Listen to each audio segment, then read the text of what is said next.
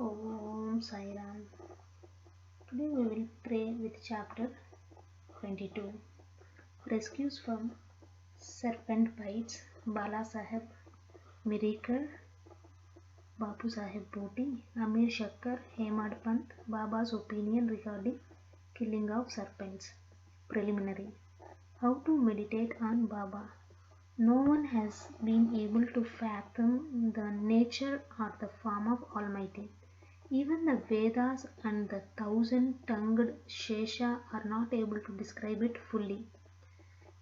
The devotees also cannot know but only look at the form of the Lord, for they know that his feet are their only refuge. They know no other method of attaining the supreme goal of life except meditating on the holy feet. Hemad Pant suggests an easy way of devotion and meditation as follows. As the dark fortnight of every month wears out gradually, the moonlight also wanes in the same degree, and on the new moon day we do not see the moon at all. Therefore, when the bright fortnight begins, people are very anxious to see the moon. On the first day, the moon is not seen, and on the second day, she emerges as a thin crescent.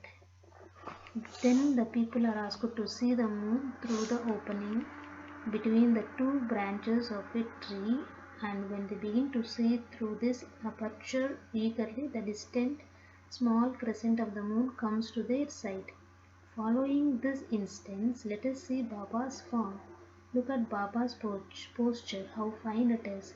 He is sitting with his legs folded, the right leg held across the left knee, the fingers of his left hand are spread on the right foot, and the toe are spread his two fingers, the index and middle ones. By this posture, Baba seems to say, if you want to see my true form, be egoless and most humble and meditate on my toe through the opening between the index and the middle finger, and then you will be able to see my light.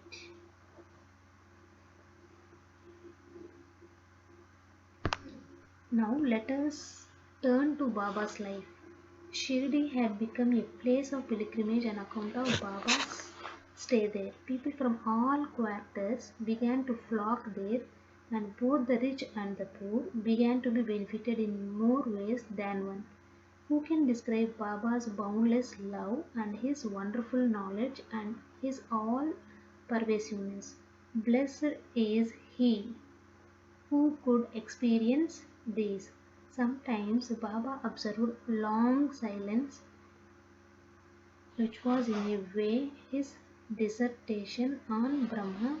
At other times, he was pure consciousness, bliss incarnate, surrounded by his devotees.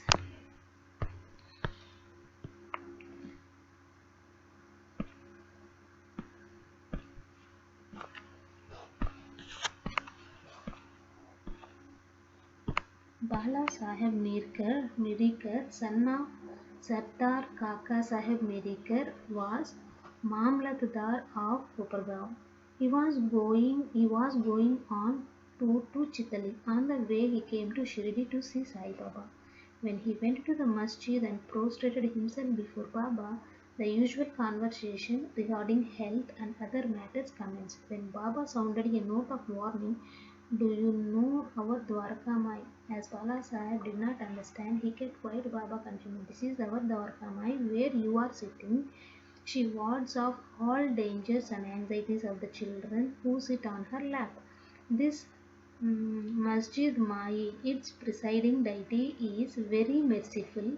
She is the merciful mother of the simple devotees whom she will save in calamities. Once a person sits on her lap, all his troubles are over.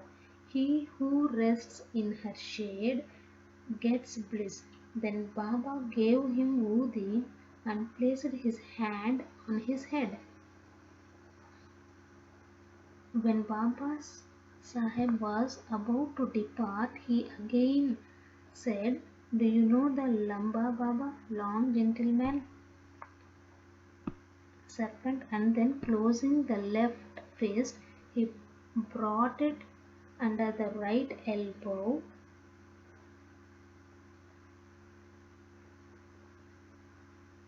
and moving his left arm like the hood of a serpent, said, "He is so terrible, but what can he do to the children of Dwarkamai? When the Dwarkamai, its presiding deity, protects, what can the serpent do?" All who were present there were curious to know the meaning of all this and its reference to miracle, but none had the courage to ask Baba about this. Then Bala Sahib saluted Baba and left the masjid with Shama. Baba called Shama back and asked him to accompany Bala Sahib and enjoy the Chitali trip. Shama came to Bala Sahib and told him that he would go with him according to Baba's wish. Bala Sahib replied that he need not come as it would be inconvenient. Shama returned to Baba and told him what Bala Sahib said to him. Baba said, "All right, do not go. We should mean well and do well. Whatever is destined to happen will happen."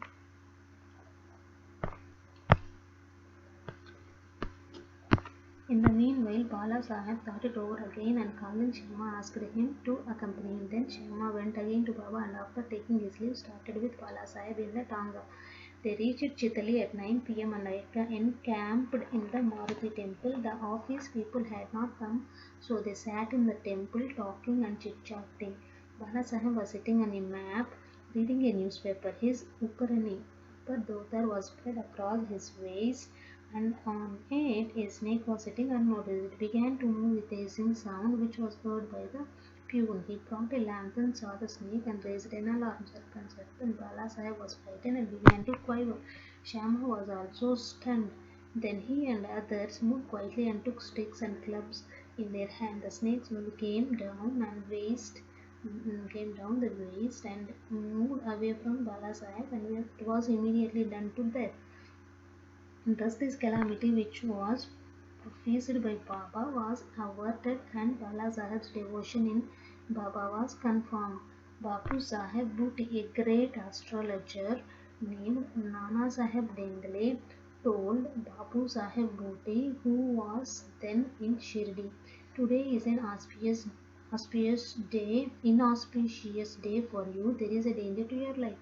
This made Bapu Sahib restless. When they, as usual, came to Masjid, Baba said to Baba Sahib, "What does this Nana say? He foretells death for you. Well, you need not afraid. Tell him.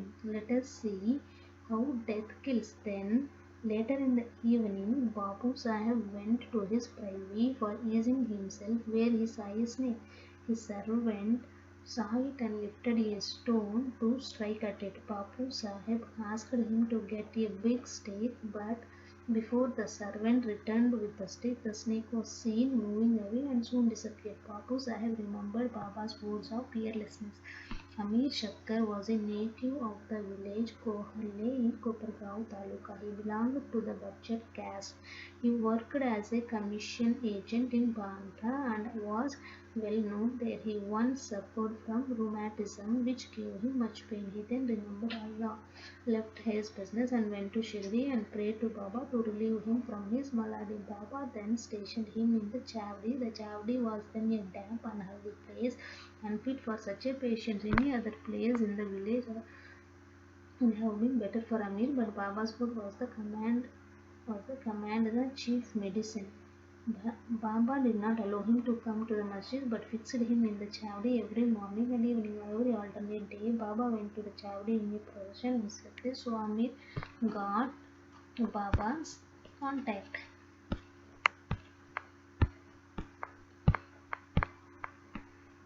Very often. Amir stayed there for full 9 months and then he got disgusted for the place. So one night he steadily left the place and came to Kopargaon and stayed in Dharmashala. There he saw an old dying fakir who asked him for water. Amir brought it and gave it to him. As soon as he drank it, he passed away. Now Amir was in a fix. that if he went and informed the other, he would be held responsible as he was the first and sole informant and knew something about it. He repented for his action, leaving Shirdi without Baba's permission and prayed to Baba. He then determined to return Shirdi, and same night he retreated, remember, and muttering Baba's name all the way and reached Shirdi before daybreak and became free from anxiety. Then he lived in Chavdi in perfect accordance with Baba's wishes and orders and got himself cured. One night it so happened that Baba cried at midnight, "Oh Abdul, some devilish creature is dashing against the side of my bed."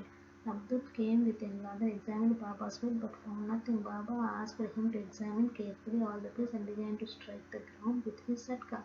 This Leela of Baba. mm, Amir thought that Baba might have suspected something there. Amir could know by close contact with the meaning of his words and action. Baba then saw near Amir's cushion something moving. He asked Abdul to bring in the light, and when he brought it, he saw there moving its head up and down. Thereupon the weapon was immediately beaten to death. Thus Baba gave timely warning and saved Amir's life. Hemadpant, Scorpion and Serpent. At Baba's recommendation, Kaka Sahib Dikshit was daily reading the two works of Sri Eknath Maharaj, Bhagavat and Bhavarta Ramayan, and Hemad had the good fortune to be one of the audience when the reading of the works was going on. Once, when a portion from the Ramayana relating to Hanuman's testing Rama's greatness according to his mother's instructions was being read, all the listeners were spellbound. Hemadpant was one of them. A big scorpion, none knew where it came from, jumped and sat on the right shoulder of Hemadpant on his Uparani. First it was not noticed, but as the Lord protects those who are intent on hearing his stories, he casually cast a glance over his right shoulder and noticed it. It was dead silence, not a bit moving here and there. It seemed as if it also enjoyed the reading. Then, by the Lord's grace, Hematan, without disturbing the audience, took the two ends of his dhota, folded them, and brought them together, enclosing the scorpion within. Then he went out and threw it in the garden. On another occasion, some persons were sitting in the upper floor of Kaka Sahib's Wada just before nightfall.